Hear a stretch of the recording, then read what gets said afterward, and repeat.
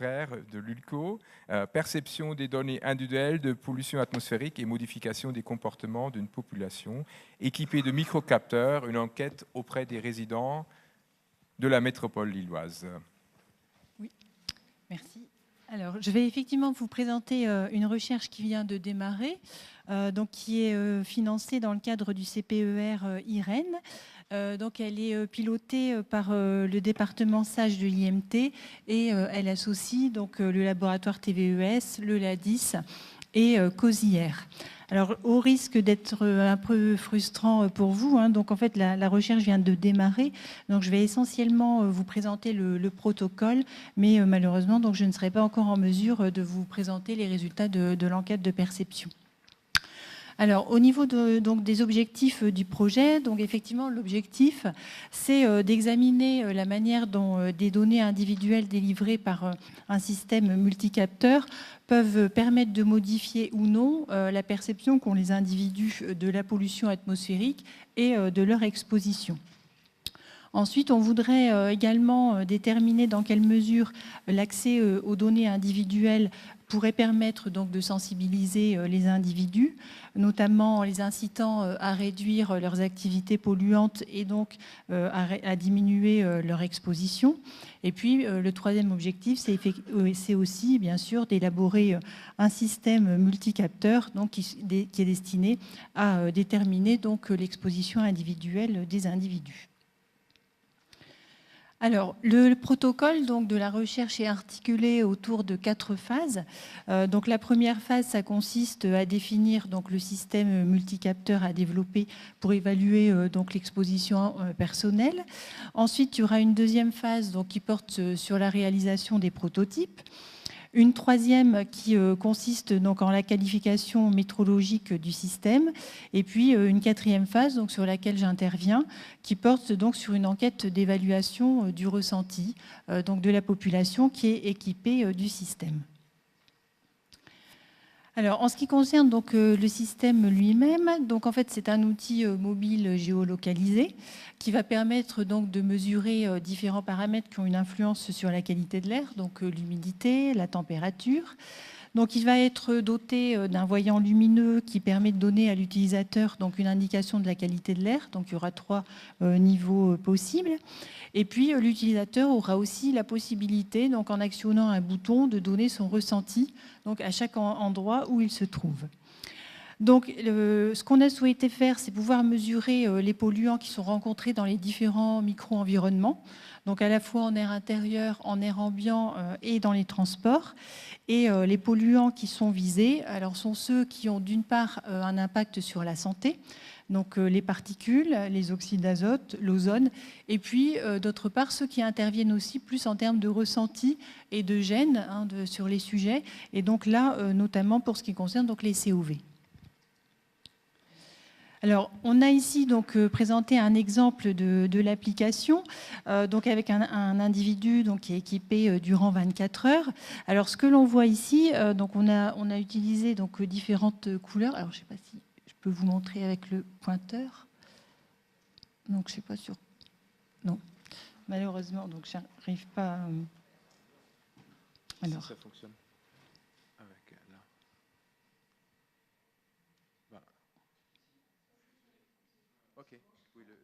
Sur celui-là. Le trait rouge. Alors, donc effectivement, donc ici, ça y est, ça fonctionne. Donc ici, toute la partie que vous avez donc, qui est entourée dans une couleur un peu rose, donc ça correspond effectivement à un environnement donc, qui est en air intérieur, donc avec le logement de la personne équipée. Donc ici, il s'agit d'un appartement de 30 mètres carrés. Ensuite, vous avez donc des blocs verts qui représentent là l'exposition donc, dans l'habitacle d'un véhicule. Vous avez ensuite une couleur vert bleuté, donc si j'arrive à faire remarcher, voilà, ici. Donc les petits blocs que vous avez ici qui correspondent donc à une exposition donc en milieu professionnel et donc là en salle de réunion. Et puis vous avez donc un dernier micro-environnement qui est représenté ici par la couleur jaune et qui représente donc une exposition sur une terrasse extérieure. Donc en fait, ce que l'on voit ici, c'est qu'effectivement, donc on a un premier indicateur avec le CO2, qui est souvent donc un indicateur du confinement. Et effectivement, donc ici, on retrouve bien cet effet d'indicateur, puisqu'en fait, on est en configuration donc 2 et 3. Ici, quand l'individu se trouve dans une salle de réunion, on a certainement une mauvaise ventilation de la salle et on voit donc que les valeurs de CO2 augmentent. On est effectivement en présence d'une pièce qui est sans doute trop confinée. Ensuite, on voit avec le NO2, avec les COV, que là, cette fois-ci, quand on est donc en air intérieur, donc dans l'appartement de l'individu, qu'on a les valeurs les plus élevées. Notamment donc, quand on est en configuration 5 et 8. Donc 5, vous voyez que dans le logement, il y a une activité de cuisson à ce moment-là. C'est sans doute également le cas dans la configuration 8, où effectivement il s'agit d'un épisode donc, lors du petit déjeuner. Donc sans doute qu'il y a eu effectivement là aussi un phénomène de cuisson. On peut aussi imaginer, donc là on pourrait réétudier plus précisément ce qu'a fait l'individu, mais on peut imaginer aussi qu'il s'agit du matin. Il suffit que l'individu se soit parfumé ou ait utilisé un déodorant juste avant, ce qui peut expliquer cette augmentation aussi des COV. Ensuite, on a donc pour le CO2, qui est plutôt là un traceur des sources liées au trafic automobile. On voit très bien que pour le NO2, les valeurs qui augmentent, ce sont justement lorsque l'individu se situe en terrasse extérieure, et donc une terrasse qui est située à proximité du trafic. Donc là, ça explique effectivement ces valeurs qui augmentent. Et puis pour les PM2,5, là aussi, on va retrouver les valeurs les plus importantes, cette fois-ci en environnement intérieur, avec donc dans l'habitat au moment donc où la personne fait une activité de cuisson. Alors j'en viens maintenant donc à la partie enquête de ressenti auprès de la population équipée. Donc l'objectif là, c'est effectivement d'identifier dans quelle mesure le fait d'être équipé de microcapteurs peut modifier ou non la perception qu'ont les individus de la pollution atmosphérique et de leur exposition donc à cette pollution. Donc on va interroger les gens notamment autour de 3 thèmes. D'abord, on voudrait savoir si la réactivité du système et la variabilité des informations et des données sont un élément qui finalement sont de nature à rassurer les individus ou plutôt au contraire à les inquiéter. De manière plus générale, on voudrait comprendre aussi comment ces données individuelles sont appréhendées par les sujets équipés. Le deuxième champ de questionnement qui nous intéresse, c'est de savoir donc, si ces sujets sont conscients des environnements et de leur situation d'exposition. Est-ce qu'ils ont une connaissance aussi a priori des impacts sanitaires liés à l'exposition aux polluants atmosphériques ? Et puis la troisième série de questions qui nous intéressent, c'est plutôt tout ce qui va concerner le passage à l'action. Et donc là, on voudrait savoir déjà, est-ce qu'ils ont le sentiment de pouvoir agir par rapport à la qualité de l'air ? Est-ce qu'ils savent comment agir ? Puisque nous, on s'est rendu compte dans certaines enquêtes que beaucoup de répondants nous déclaraient encore ne pas savoir comment agir pour améliorer la qualité de l'air.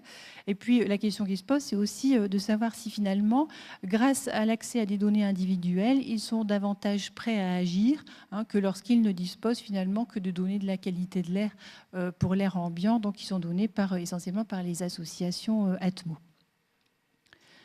Alors, en ce qui concerne donc, le protocole de l'enquête, donc on va d'abord passer effectivement par une phase où on va sélectionner une population cible et recruter des volontaires.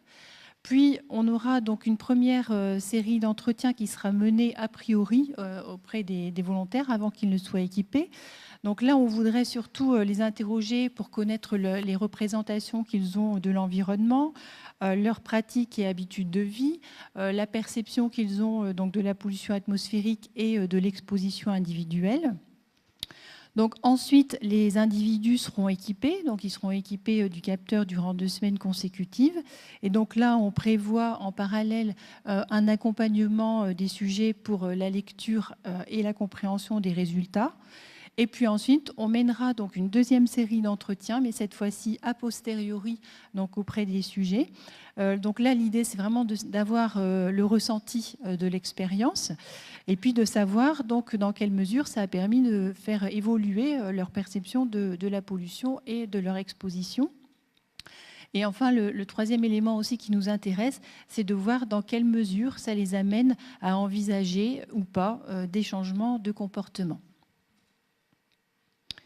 Alors, en ce qui concerne donc, la population ciblée et le mode de recrutement des volontaires. Alors, on a réalisé donc, dans l'année qui a précédé donc une enquête dans le cadre du CPER Climibio qui portait sur la perception du changement climatique, donc sur le terrain de Lille. Et donc, on avait délibérément posé une question aux personnes interrogées pour savoir si elles avaient déjà testé un microcapteur et sinon, si elles étaient prêtes ou intéressées pour participer à ce genre de protocole et à ce genre d'expérience. Donc, on voit qu'on dispose d'un échantillon pas négligeable de personnes qui se déclarent prêtes à participer à ce genre d'expérience. Donc, on sait qu'on aura là un potentiel d'utilisateurs qu'on va pouvoir contacter pour pouvoir participer à cette enquête. Alors ensuite, le choix de la population qu'on va enquêter. Alors je vous ai mis ici une carte qui a été faite par Pornet et Launois qui présente un indice de défaveur socio-économique. Alors, ce que l'on voit très bien sur la carte, c'est qu'au niveau de Lille, donc, on a des quartiers qui se situent dans des situations socio-économiques qui sont très contrastées, avec des quartiers effectivement qui sont plutôt aisés, donc, comme le Vieux-Lille, des quartiers qui sont dans des situations intermédiaires, et puis des quartiers qui sont, hélas, dans des situations beaucoup moins favorisées, comme le quartier de Collier, Lille, Fives. Donc nous, on envisage très clairement de plutôt interroger cette population du quartier de Collier, Lille-Fives, parce que donc on voudrait effectivement pouvoir enquêter sur un quartier qui est plutôt défavorisé. Et le deuxième élément qui nous fait pencher pour le choix de ce quartier, c'est qu'en fait, donc là je présente une carte qui a été faite par Florent et qui montre donc avec le score environnemental que le quartier est également contaminé par différents types de polluants atmosphériques. Alors, on avait également regardé d'autres types de risques, par exemple le risque inondation. Et donc, on voit que ce quartier est clairement un quartier qui est exposé à différents types de polluants et à différents risques. Donc, le choix qu'on a fait, c'est vraiment d'identifier un public cible qui serait donc des individus qui résideraient dans un quartier plutôt exposé à des risques et pollutions et d'interroger une population qui est a priori peu sensibilisée à la question. On le voit grâce à d'autres enquêtes qu'on a menées sur la perception de la qualité de l'air et puis donc qui est plutôt confronté à des conditions socio-économiques plutôt défavorables. Alors on a vraiment fait ce choix parce qu'on sait, et on en a parlé depuis ce matin, que classiquement dans les enquêtes qui utilisent ce genre de protocole, les publics interrogés sont plutôt des publics qui sont a priori déjà sensibilisés à la question et qui adoptent déjà pour une large part des comportements favorables à l'environnement. Donc là, on voudrait vraiment pouvoir enquêter donc un public qui est tout à fait dans une autre situation. Alors, pour conclure, donc en fait, là, ce que je vous ai présenté, et donc cette recherche, c'est vraiment pour nous une phase expérimentale. On va démarrer, je pense, avec un petit nombre de sujets, 15 à 20 sujets qu'on va équiper et qu'on va enquêter. Et l'idée, ce serait ensuite, dans un deuxième temps, de vraiment avoir une recherche qui soit plus large, qui interroge un public plus large, un plus grand nombre de sujets.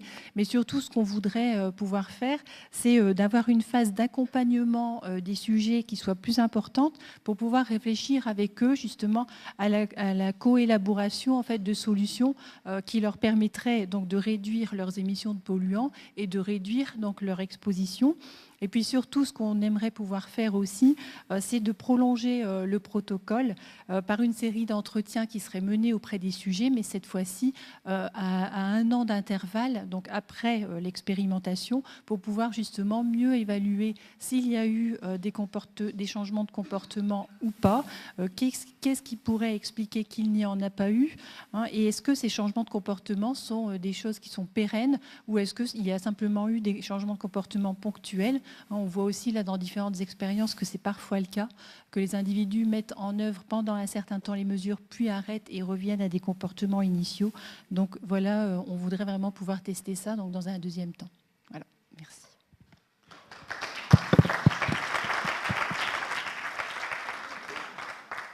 Merci beaucoup pour cette présentation très intéressante. Donc, est-ce qu'il y a des questions ? Oui, il y a une question là. En fait, il y a même 2 questions conjointes. Merci beaucoup, Séverine. J'ai une question pour toi, et puis une question qui est peut-être... Bon, c'est toi qui as présenté, mais c'est Nathalie qui va répondre. Question pour Nathalie, mais c'est toi qui réponds. Est-ce que vous avez évalué les capteurs utilisés, une grande spécialiste de l'évaluation? Est-ce que ça fait partie de ta liste? Tout à fait. Ils sont déjà passés par des phases d'évaluation, laboratoire, etc. Okay. Deuxième question, spécialement pour toi. Est-ce que j'ai bien lu et entendu? Vous faites les mesures pendant 2 semaines. Est-ce que c'est suffisant pour savoir, pour induire ou comprendre déjà les comportements de gens, et éventuellement induire des changements, et pourquoi pas plus longtemps?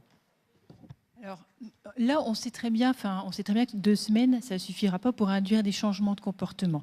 Ce qu'on veut plutôt mesurer, c'est dans quelle mesure le fait d'avoir été équipé, c'est un premier pas, une première forme de sensibilisation qui leur permettrait ensuite, dans un deuxième temps, d'envisager des changements de comportement. Mais là, le public clairement qu'on cible, hein, on le sait parce qu'à travers d'autres enquêtes qu'on a menées, on voit bien que les populations qui vivent dans des situations plutôt défavorisées sont des publics qui sont plus difficilement concernés, qui sont peu concernés, qui se sentent peu concernés par les questions environnementales au sens large. Et donc là, on voudrait vraiment utiliser ce protocole-là et le fait d'être équipé pour voir dans quelle mesure c'est un premier pas pour les sensibiliser et ensuite pouvoir vraiment les accompagner pour la réflexion qui va concerner vraiment le changement de comportement. Mais non, on n'attend pas du tout, on ne s'attend pas du tout, en les ayant équipés uniquement 2 semaines, à tout de suite avoir du changement de comportement. Le changement de comportement, il faut beaucoup plus de temps. Et là, on s'inscrit plutôt, c'est pour ça que je conclus là-dessus, on a vraiment conscience qu'il faudrait les accompagner et avoir une phase vraiment de réflexion avec eux pour voir quelles solutions sont possibles en fonction de leurs moyens. Parce que là aussi, ce qu'on voit aussi apparaître dans beaucoup d'enquêtes, c'est que les gens nous répondent clairement, nous, on aimerait agir, mais il nous faut aussi des moyens financiers. Changer de véhicule, changer de chaudière, etc. Ça demande des moyens dont on ne dispose pas forcément. Donc voilà, donc c'est pour ça qu'on aimerait avoir aussi un temps où on réfléchirait sur des solutions qui sont adaptées à leur niveau de vie, à leurs revenus, etc. Oui, bonjour. Moi, j'ai juste une question complémentaire par rapport à la première question. Donc, le capteur, il a été évalué. Je voulais juste savoir s'il a été évalué dans le cas d'un usage en exposition individuelle et notamment en mobilité. Peut-être, Nathalie, je te laisse répondre. La réponse est non, bien sûr. Alors, dans le cadre de cette étude-là, c'est pas très grave, l'objectif premier est un objectif pédagogique. Ensuite, c'est pas la donnée en concentration qui va nous intéresser, mais plutôt une quantification de l'exposome avant et après éventuel changement de comportement. Donc,